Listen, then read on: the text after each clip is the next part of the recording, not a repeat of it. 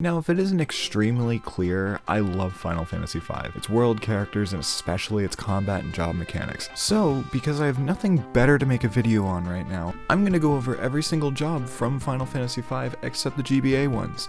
I haven't played that version yet because if I turn on my GBA, it will explode. Now, if there's one in here you feel so differently about that you want to push me into a blender and pray my ovaries explode, tell me, but your only condition is you need to subscribe first. Now, instead of spoiling you like Uma Musume fans, I'm gonna make you all suffer through the magical thing called going in order. So first up, Freelancer. If I were to say Freelancer is the most broken job in the game, I think some of you would be very confused. I mean, you get it in 2 seconds, it's fairly weak, and you replace it with your first crystal jobs, right? Wrong!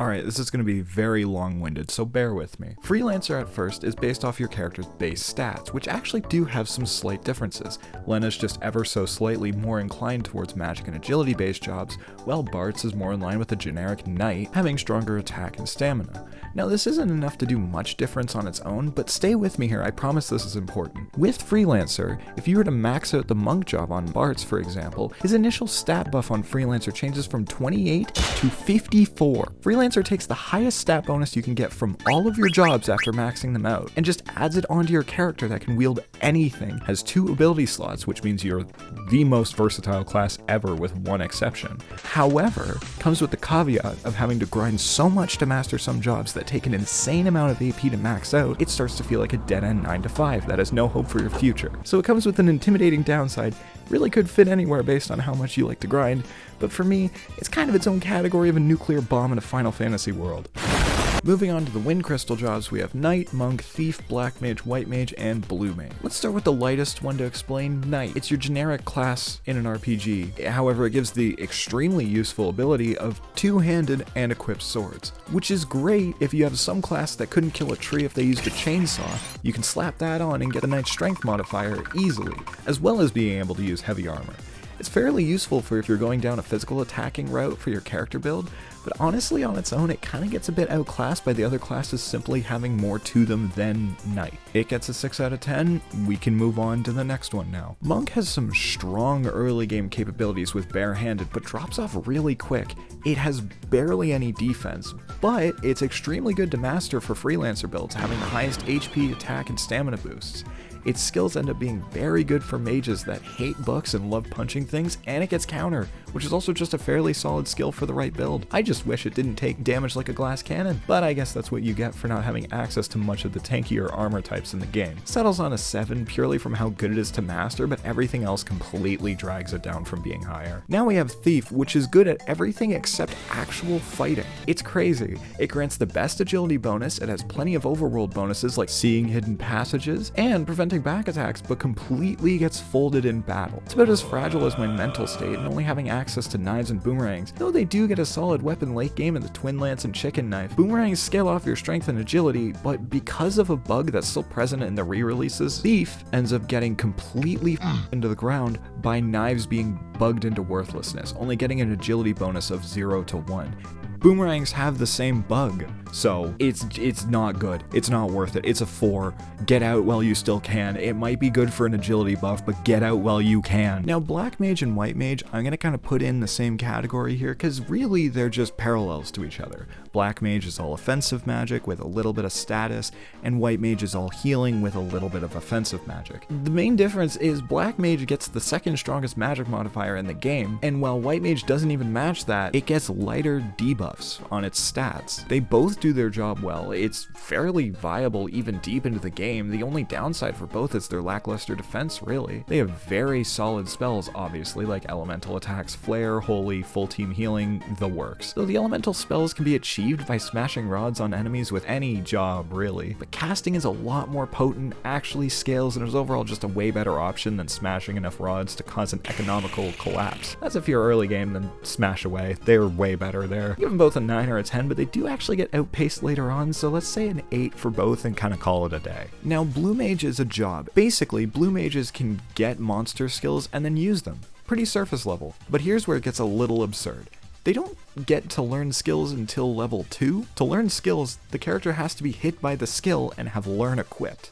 but some enemies need the help of jobs like Beastmaster to even get them to use the magic in the first place. There's 30 blue magic spells, and they range from good to mediocre, but honestly, it's such a chore. Some spells include level 3 Flare, which casts Flare on enemies that have levels of the multiple of 3, Dark Spark, which halves enemy levels, Transfusion, which kills the caster to fully heal a target's HP and MP. It's one of the jobs that have a lot of benefits, but takes so long to prep. It ends up hitting about a 7 or so. Unless you really want to commit, and I mean commit, they really aren't worth the trouble. That's all for the wind crystal jobs. Moving on to the wettest crystal of them all, even wetter than your mother, the water crystal. Water crystal has the jobs Red Mage, Time Mage, Summoner, Berserker, Mystic Knight, and Mimic, technically. So Red Mage looks odd if you're just looking at his capabilities, having access to black and white magic, but stopping at the raw versions of the spells is kind of rough, especially late game.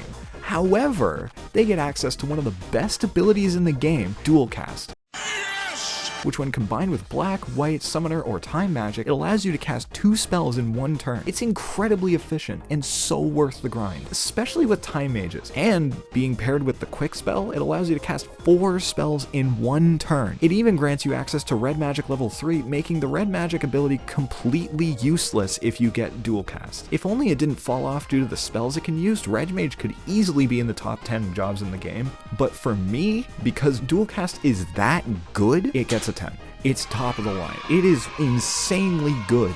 You need dual cast if you want a good solid run. Going into Time Mage, it has some of the best spells in the game, Meteor, Quick, Hastka, but really suffers elsewhere. It works well when it's tied to dual cast and in situational fights like needing float for avoiding earthquakes. Now for those who don't know, gravity does take a chunk of health based off of the enemy's current HP, and each level of gravity gets a bigger percent, reaching up to 1/8 of the enemy's HP. It only works on a small section of bosses, maybe like a handful. I really wish it were better than it was, even with the insane late game spells it gets access to, but man, those 3 are so good. It gets pushed up to a 9, I'd say. It's just that good. Now I promise we're gonna go on from magic jobs soon, but Summoner starts off with the highest base magic stat boost in the game at 33, making it insane for freelancers. They also get access to the best possible magic equipment, rods. They boost elemental magic, and Summoner just uses elemental magic through summons. It's so good. However, this is old school Final Fantasy, so you have to go out of your way to get all the summons you want, some being late game detours and some being time sensitive based on where you are in the story. The summons, however, are extremely powerful. Phoenix offers a max health and MP revive for a party member, as well as doing heavy fire damage to all enemies. Leviathan gives heavy water damage, and Bahamut is Bahamut. It even gives closure on some characters' storylines that honestly feel a lot more important than the game makes them. The Summoner also gets the Call ability, which randomly picks a summon from your repertoire with no MP cost. Now you can get an item that does do a weaker version of Call, but some summons can't be used by the magic lamp, as well as it slowly loses its power as you start with Bahamut and work your way down to Chocobo. I think it could be comfortably an 8 for both the magic buff it grants and how powerful the summons are late game, but I mean, it's Bahamut. Of course he's strong. Berserker is the second worst job in the game and barely deserves any explanation, but I'm doing it anyways. All Berserker does is attack. You cannot control your party member at all, and all it gives of mastering it is wielding axes, and the ability to make your party members do their best Persona 3 impression. Now they do get a natural immunity to confusion and get a hefty damage buff of 50%, but it's not worth it at all. Maybe if you can't master Monk and get the stamina and attack buffs from that, but otherwise it's one of, if not the worst job in the game, and sits comfortably at a 3.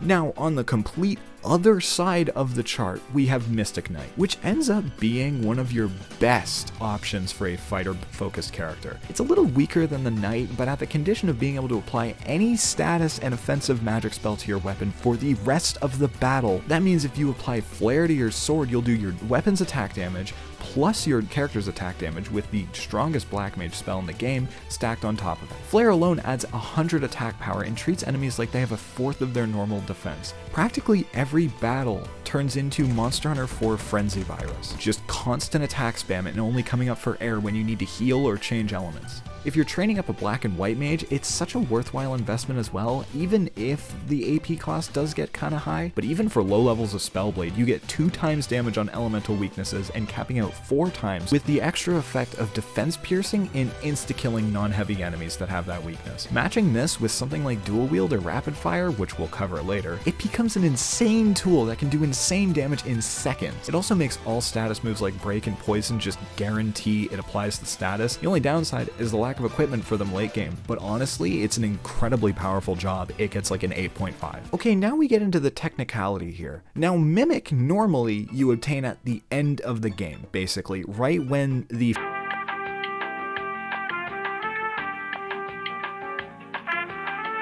It's essentially a stronger Freelancer in a way. It gets the same bonuses as it, aside the weapon selection, but get this, it copies the last action performed by a party member without consuming items or AP. That's it.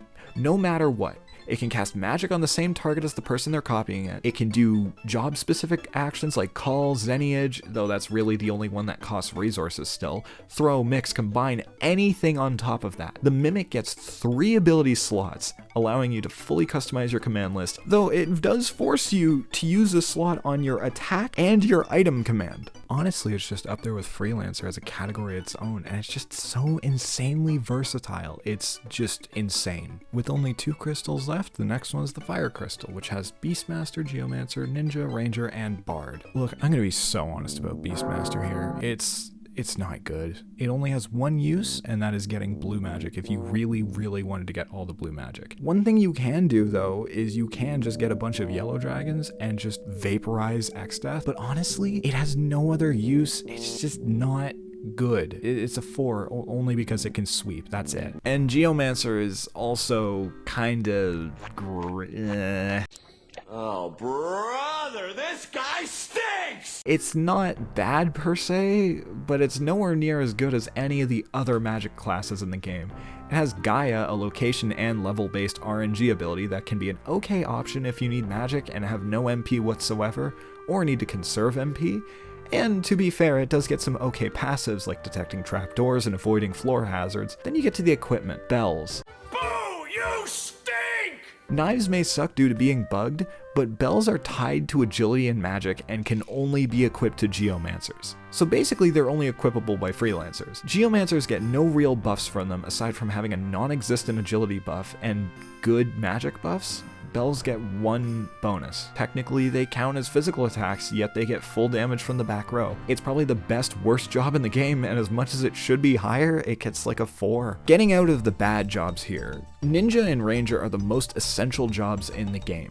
I'm putting them together, just you'll see. Ranger alone might be kind of meh, but Rapid Fire works with any weapon type when equipped as an ability. Ignoring defense, it can do up to 8 times damage you would normally do, but other than that, Ranger is very mid. Bows are limited, and its only other abilities are also fairly mediocre, but Rapid Fire is that good. Combine it with Ninja's dual wield, you get a weapon in each hand, so it takes the 4 hits from Rapid Fire to 8. Throw is also fairly useful, but when combining Ranger and Ninja, it makes one of the best combos in the game.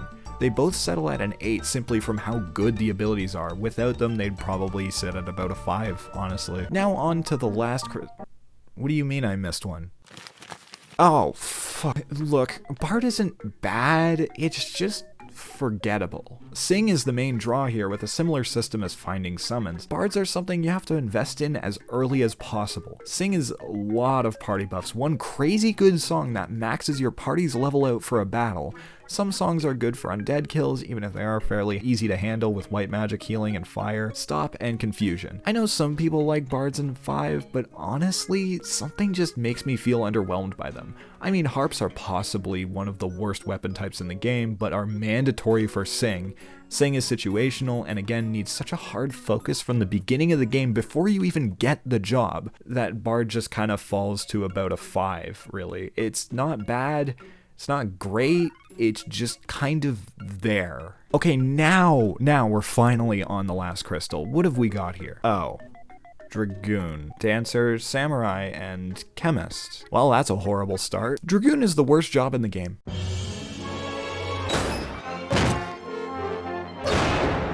Outclassed in every single way, a lack of a need to touch it except for one single boss, and is a utter joke of a job compared to literally any other job in the game. It gets jump and equip lances, which isn't useful at all. Jump only works well with spears getting double damage, and lances are just not worth the trouble. You have better options with any of the bladed weapons in the game really, even knives and boomerang. It gets the title of Dragooner and will stay in hell where it belongs.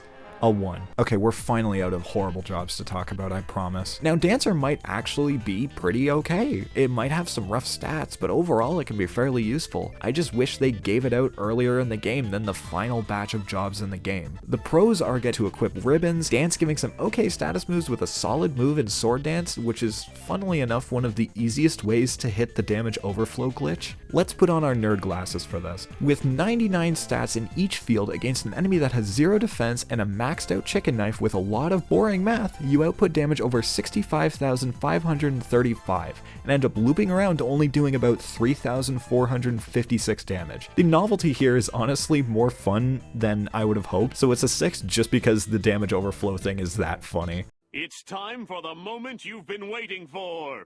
Duh.